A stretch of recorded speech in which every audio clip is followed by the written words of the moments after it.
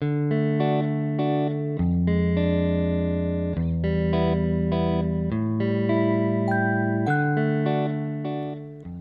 어디서나 들을 수 있는 책 이야기 넷북릭스. 안녕하세요, 경인교육대학교 학우 여러분.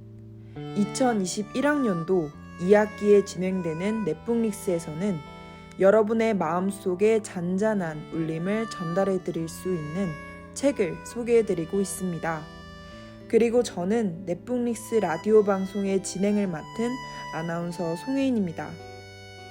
넷북릭스는 한 학기 동안 매주 목요일 경인교육대학교 공식 유튜브 계정에 업로드되니 많은 관심 부탁드릴게요. 그럼 이제부터 넷북릭스의 5번째 페이지를 넘겨보도록 할까요?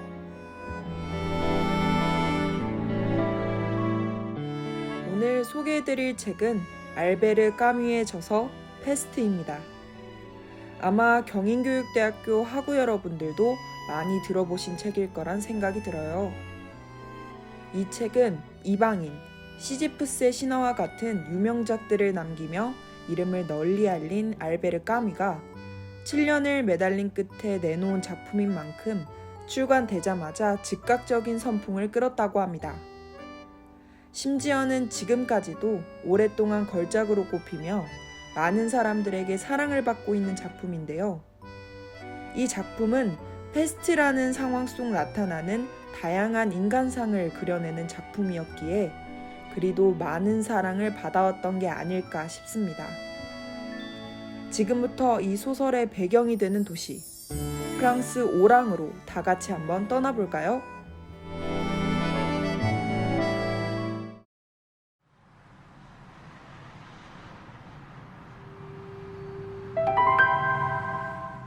못생기고 한가하고 평범하기 그지없는 도시, 오랑에서 모든 비극은 시작되었습니다.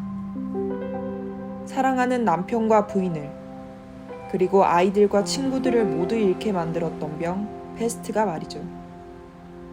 폐쇄된 도시, 오랑에는 속수무책으로 죽어가는 사람들 속 묵묵히 자기 할 일을 다하는 의사 리유, 도시를 탈출하기 위해 꼼수를 부리는 기자 랑베르, 종교의 힘으로 페스트를 극복하고자 하는 신부 파늘루, 그리고 보건대를 이끄는 타루 등 몇몇의 중심인물들이 존재합니다. 오늘은 그 중에서도 기자인 랑베르와 의사인 리유, 이 두 인물을 중심으로 이 책을 소개해볼까 합니다. 기자 랑베르는 도시 오랑에 취재하러 왔다가 페스트로 인해 도시에 갇혀버린 인물입니다. 어떠한 수단도 가리지 않고 오랑을 떠나기 위해 노력하는 인물이기도 하죠. 누군가는 혼자 도시를 빠져나가려던 랑베르를 이기적이라고 생각할 수도 있을 것 같습니다. 그런데 만약 내가 랑베르의 상황이라면 어떻게 했을까 상상해 보신 적 있으신가요? 저는 랑베르의 입장이 되어 생각해보니 그를 마냥 비난할 수만은 없겠구나 하는 생각이 들었습니다. 사랑하는 부인을 만나러 가기 위해 또 내가 죽고 싶지 않기 때문에 도망가고 싶은 랑베르의 절박함에 공감할 수밖에 없었거든요. 랑베르는 노력 끝에 도시를 빠져나갈 수 있는 방법을 찾게 됩니다. 하지만 여기서 가장 큰 반전은 그가 도시를 빠져나갈 수 있음에도 나가지 않는다는 것입니다. 바로 의사인 리유를 지켜보고 대화한 끝에 그의 신념이 바뀌었기 때문인데요. 도대체 리유의 어떤 모습을 보고 랑베르가 변화할 수 있었는지 이어서 이야기해 보도록 할게요.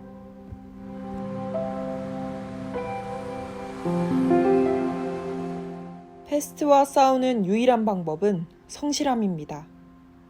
의사 리유는 이렇게 이야기하는 사람이었습니다. 각자의 본분에 맞게 성실하게 일을 수행하다 보면 페스트를 극복할 수 있을 거라 믿었어요. 그래서 그는 자신의 본분인 의사로서의 역할을 수행하는 데 최선을 다했습니다. 리우 역시 사랑하는 아내가 오랑 바깥에 위치한 요양원에 있었지만 그런 건 개의치 않았어요. 그는 오로지 자신의 본분을 다하였고 개인의 행복이 아닌 공공의 연대를 위해 노력할 줄 아는 사람이었습니다. 패스트로 인해 하루가 마다하고 사람들이 죽어가는 상황에서 그 누구보다 병을 가까이 마주하며 환자들을 살피는 류의 모습은 보는 이들로 하여금 많은 귀감이 되었고, 그 결과 랑베르의 생각 역시 바꾸게 만들었죠. 아마 눈앞에 죽음이 도사리는 상황 속 좌절하지 않고 꿋꿋이 할 일을 다해내는 류의 사명감과 굳건한 의지력은 오랑에 살고 있는 시민들뿐만 아니라 이 책을 읽는 독자들에게도 큰 울림으로 다가올 듯합니다. 저에게도 역시 류의 행동은 큰 울림으로 다가왔는데요. 류와 같은 사람들이 개인의 행복이 아닌 공공의 연대를 위해 노력했기 때문에 소설 끝에 패스트를 극복할 실마리가 보였기 때문입니다. 공공의 연대를 위해 노력한 결과가 곧 개인의 행복으로 돌아간다는 점이 참 인상 깊었던 것 같아요.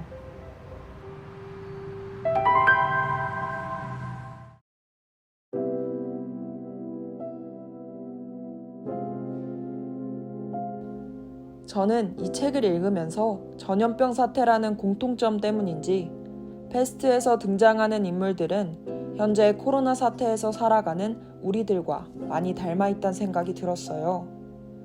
의사 리유나 보건대를 이끄는 타로와 같은 등장인물들을 볼 때면 현재 코로나 상황에 맞서 고군분투하고 있는 의료진들이 떠올랐고, 혼란을 틈타 자신들의 이익을 챙겼던 등장인물들을 보며 작년의 마스크 품귀 현상이 떠올랐습니다. 이 밖에도 초반 패스트 사태의 조짐을 간과하고 방관하던 무능한 정부의 모습과 전염병 사태에 관해 떠도는 허무맹랑한 소문들을 믿는 사람들의 모습을 보며 작년 우리나라의 모습을 떠올릴 수 있었죠. 이 책은 현재 우리의 상황과 많이 닮아있는 만큼 우리가 앞으로 나아가야 할 길을 제시해주고 있다고 생각합니다. 책 패스트에서 제시하는 것처럼 각자의 본분에 맞게 묵묵히 할 일을 다하고 공공의 연대를 위해 서로 노력하다 보면 언젠가 우리도 코로나를 극복할 날이 오지 않을까요?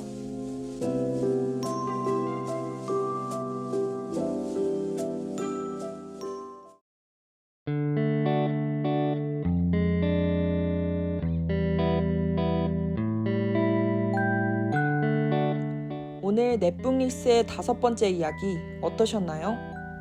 소설 패스트는 현재와 닮아 있어 더욱 상황에 몰입하며 재밌게 읽을 수 있는 작품입니다.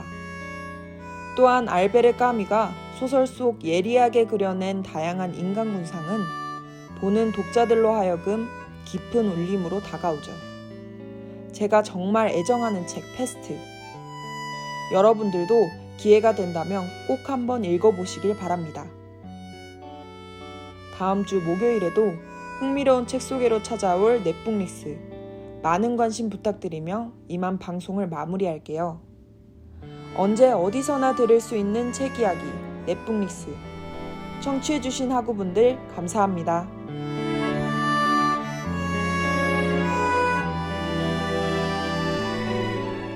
지금까지 제작의 수학교육과 심다란, 음향의 음악교육과 주혜림, 진행의 윤리교육과 송혜인이었습니다.